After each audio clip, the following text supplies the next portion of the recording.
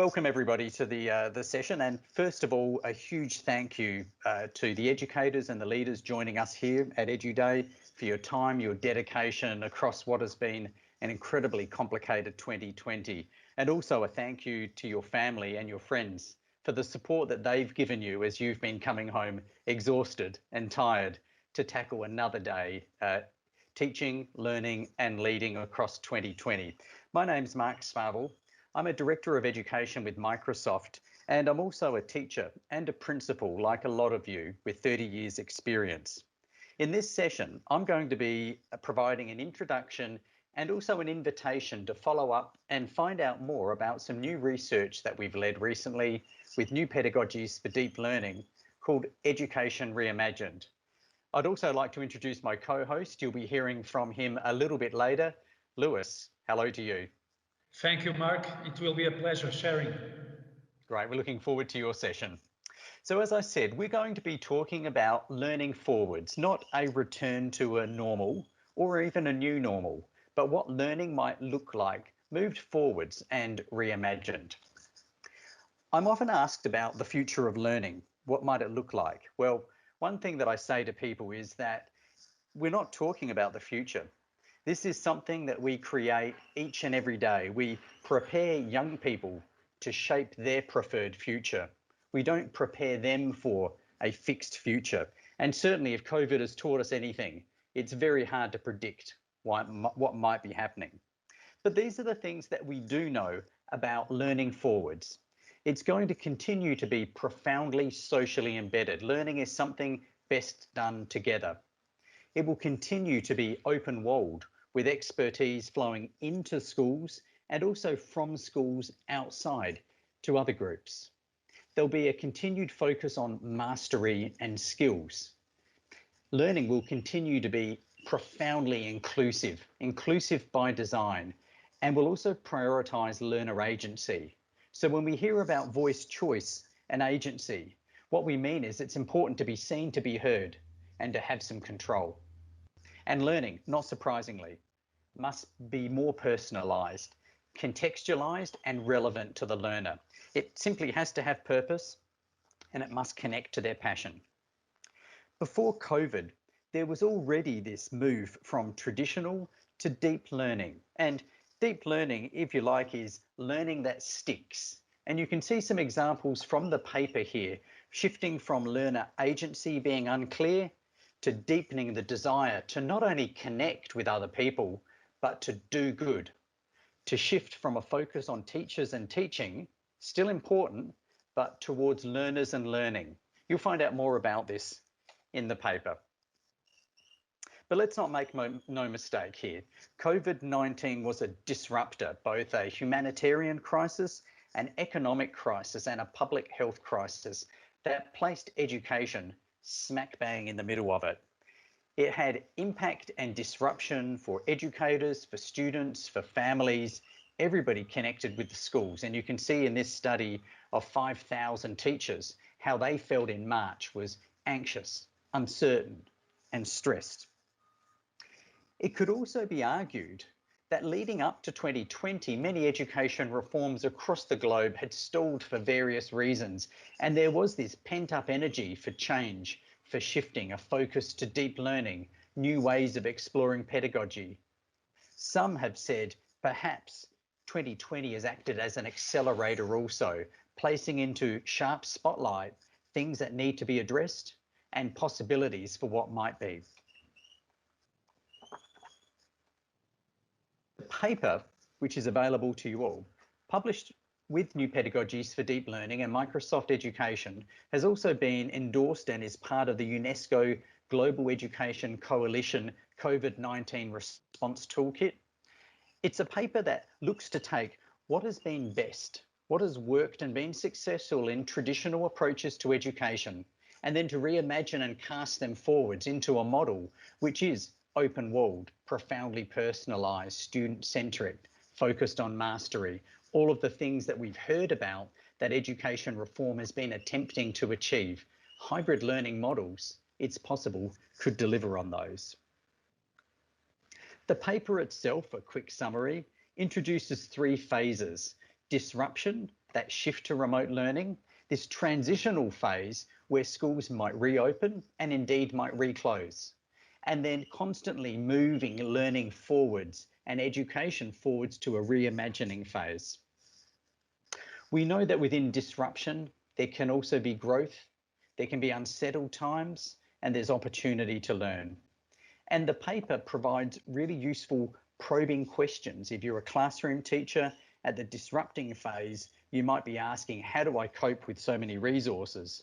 However, if you're moving into the growth phase, your questions might become more aligned with who is learning, who is struggling, and how do I ensure well-being? Most of us are in the transitional phase across the globe, and there's some key things to focus on here. Quite simply, well-being, equity, and quality learning. And the process that is suggested in the paper suggests being mindful of well-being, reflecting on the lessons learned, manage the safety and operations, and lead the learning agenda.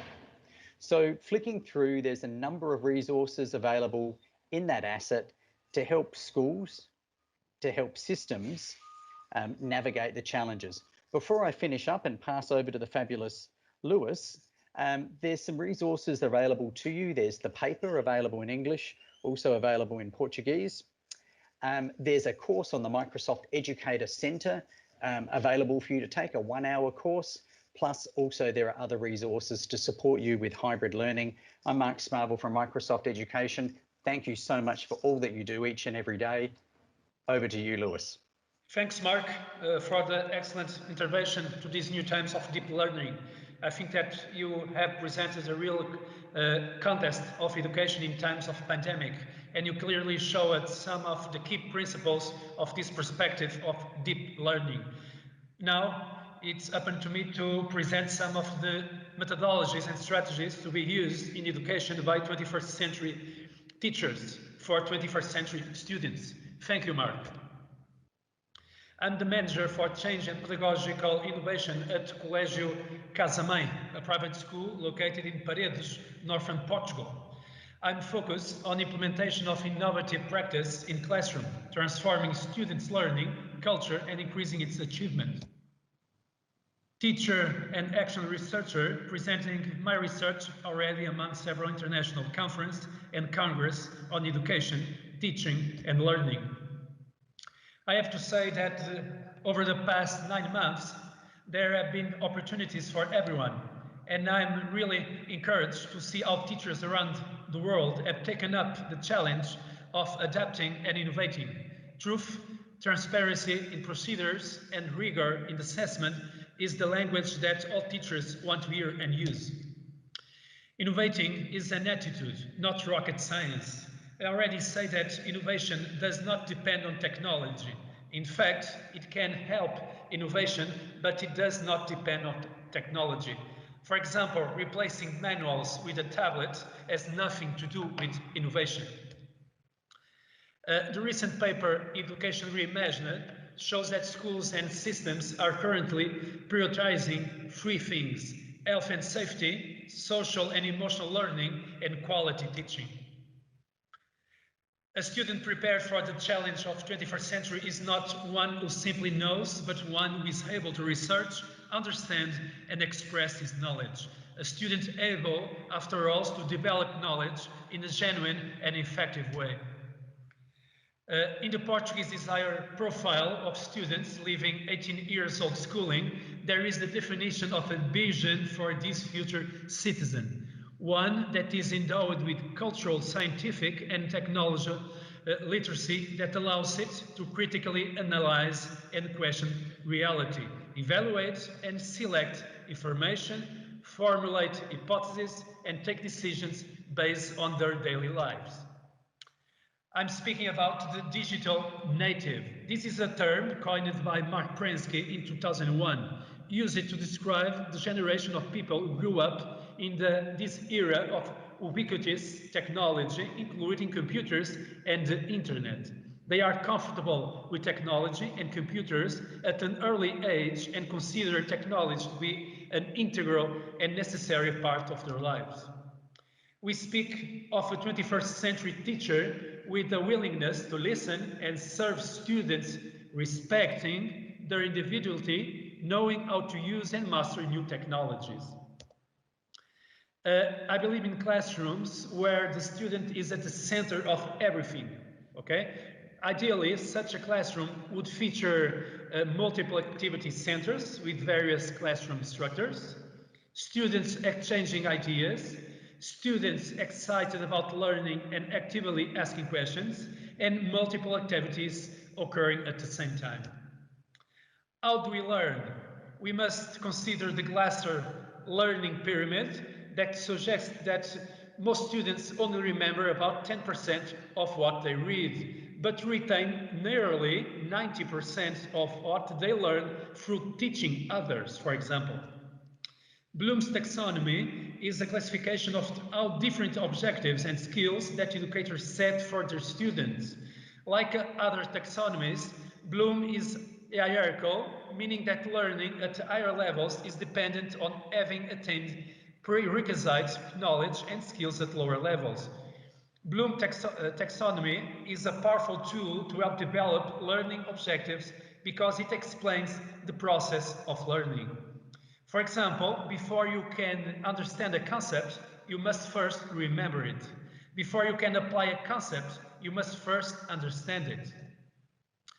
How do we provide meaningful learning experience for students using tools that are intrinsically motivating? I suggest a four-phase model from planning, thinking about methodologies, thinking about resources and time, and in the end, thinking about who, how, and what for we are going to assess our activities. I want to activate my students' involvement in the classroom. For example, I must ask student questions. I must be creative and betting on new technology. For example, encouraging the use of the internet and mobile devices to conduct research, clarifying doubts through chat groups or online forums. For example, it is very important to support and praise students. In the white paper, New Pedagogies for Deep Learning, Education Plus, Michael Fullan and Geoff Scott take a look at how our approaches to pedagogy must evolve to keep up with the rapid changes in the 21st century society. More important, they speak about the 6 C's, goes behind the classroom. Digital technology can foster the 6 C's. The 6 C's are essential, interrelated. For example, character and citizenship can be developed through the use of collaboration, communication, creativity, and critical thinking. Concerning strategies, I must say that here are some good examples. I must say that no strategy will work if there is also no commitment to close relationships and teacher-student empathy. I'm here to speak about the class of 2030 that show us that social and emotional skills such as creative thinking, problem solving, and collaboration are very, very important in the 21st century class. In addition, it's urgent to determine the best tools, the best approaches to foster students' achievements. For example, flipped classroom. This hybrid model must embrace digital to amplify, isolate, and connect learners and learning, while intentionally focusing on global competencies as well as academic standards. Think about how we typically teach in a gradual release of responsibility model. These are also the stage within Bloom's taxonomy that we want our students to spend most of their time. In a flipped classroom, teachers can spend more time working with students in small groups or one-to-one that lend to opportunities for higher order thinking activities. Face-to-face, it's very important so teachers can spend more time working with students on concepts they may be having trouble understanding. Another tool is project-based learning. This is a dynamic classroom approach in which students actively explore real-world problems and challenge and acquire deeper knowledge. Students work on a project over an extended period of time, from a week up to a semester. Another possibility is about outdoor learning. Schools all around the world are facing the ultimate test as they attempt to navigate COVID-19 social distancing. It's only natural we should look to the outdoors for learning during COVID-19. Outdoor space allows for social distancing to happen more naturally. It also provides much needed fresh air and ventilation. And studies suggest outdoor activities pose a lower risk than those done indoors. Some benefits, for example, at a global level, this fostering a connection that leads to respect and care for the natural world. Research shows also that regular time in nature facilitates better social and physical development.